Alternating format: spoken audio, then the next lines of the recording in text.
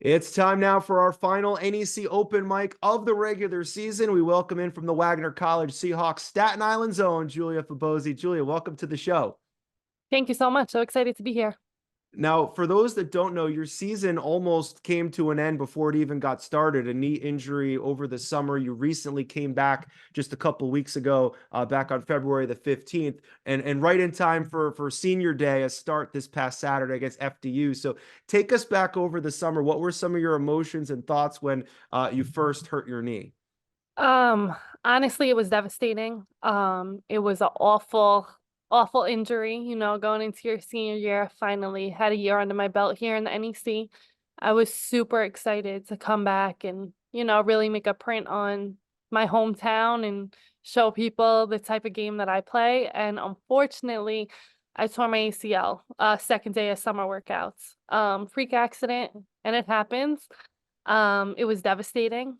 Um, I didn't know when I would ever play again, even if it was this season, if that was even an option. But hey, I mean, I battled back.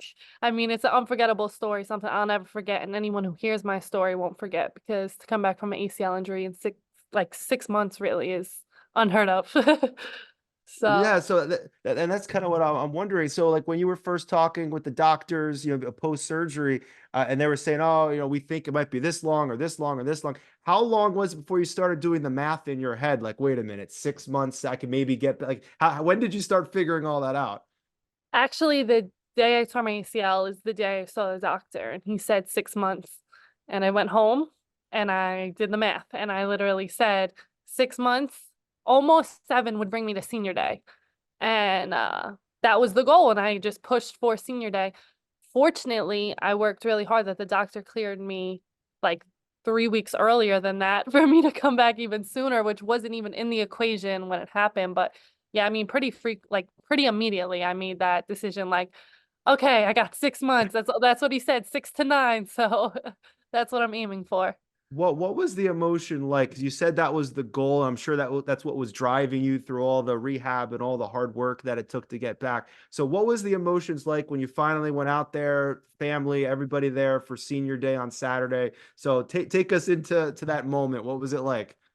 Honestly, it was a dream come true. You only get one senior night. Yes, of course, if you come back for a grad year, you do get your senior night, but you play since you're a little kid for that senior night, for your official college senior night. Like, it's the big one, it's the important one. So the fact that I was able to come back, walk on that court and play and even start on my own senior night is something that I'll cherish for the rest of my life. To fight back and be here and play on your senior night was emotional, it was amazing, it was scary, and it was everything you could imagine in one, but hey, I did it. So No, overall, that's really exciting. Yeah, that is awesome. It was great to see, and I'm sure leading up to that, having to sit on the bench and kind of being a observer for most of the season. I'm sure you kind of maybe learned a lot from taking a little bit of a step back. So, what were some of the things that maybe you saw that maybe you wouldn't have seen if you were playing all year?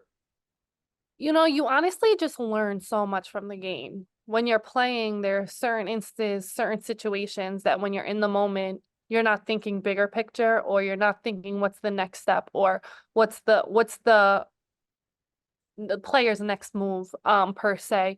But now when you go on the other side of things and really take the time to almost take on a coaching position and analyze the game and look at it as really like a game, like you're playing the game. You're not in the game, but you're playing it and like trying to move those pieces and help my teammates to be in the best position.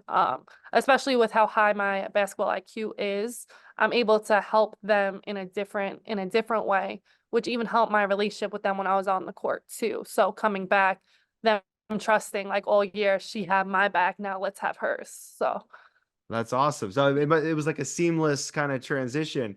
yeah. We want to talk about your basketball journey for a second. 'Cause like we said, from Staten Island, your journey kind of took you to some other places and then brought you back to Wagner. So, where was it? How was it that you kind of fell in love with basketball when you were a kid, and how did your journey kind of lead you to Wagner? So funny, like pretty ironically, I have six siblings. They all played basketball. Nobody Division 1. I was the first one. But ironically, I don't remember not having basketball. Like, I don't Wow. remember falling in love with it. I don't remember not falling in love with it. I just remember it always being the constant in my life. Since I'm 3 years old, I've been on a team. So to me, it's just a part of who I am. It's a part of my identity. Because I don't remember a time when basketball wasn't such like a prominent part in my life. So I guess just loving it all, like you love it differently. Sometimes Sure. more on some days, less on others, but I feel like it has been part of every step of my life and created the woman that I've become today because of everything I've been through. So loving it, I've loved it from the day I stepped on the court till now, even with the injuries. I still love it, and I give so much gratitude to the game for giving me everything that I have and all the tools that I have today. It's So in the blood. Basketball's in the blood. absolutely. Now, obviously, it's a great story. We don't want it to end. You know, you and LIU right now battling for the last spot, two teams for one spot. Wagner's only way in is to win this week and have Stonehill beat LIU. But I'm sure you're focused on what you can control, and that's your game coming up this week with Merrimack. So, what is it key for you in this final game to win it and give yourself a chance to make the tournament? So our key as the team for this game is to play hard and play our game. Our biggest challenge this year was inconsistency, and not just game to game, but even quarter to quarter. You know, I'm sure if you've seen us play in some quarters, some moments, we are a phenomenal team. I would even consider us one of the best teams in the conference when we're all consistent and playing on the same accord. We're a tough team to battle. But that inconsistency. So this Thursday, we have to really focus on playing hard and playing together and staying together through the entire game because our team has great potential. We have great talent. There's no lying there. We all know that. It's just now putting those pieces together, especially with a brand new team. Yeah. It's been a challenge and it always will be a challenge, you know? So creating that foundation of, hey, we're gonna play hard, we're gonna play for 40 minutes and we're gonna stay together. And if we play like that, I really think that we'll have a great chance in winning and getting ourselves into this tournament. So, Well, we look forward to seeing it all play out. Now we're gonna get here with the final five questions. These are quick hitters, so just yeah. first thing that comes to mind, let it out. All right. Yeah. All right. Favorite snack and junk food. Oh my goodness. I love chips. Chips and Okay. dip. Any kind of Favorite. chips and dip. Good. Favorite color. Purple. Okay. Got Uh, purple pants on. there you go. And purple because you're rooting for Stonehill this week. So that's Oh, that's the yeah. other thing. Yeah. Uh, Pre-game superstition. Uh, honestly, it has to be like my undergarments, like whatever sports bra spandex. Okay. All right. I like to Uh, keep the like if I play good in them, I keep them for next game. I wash them, but ooh. Okay. I keep them. All right. All right. What has been the best game or moment from your college career so far? Wow, that's a tough one.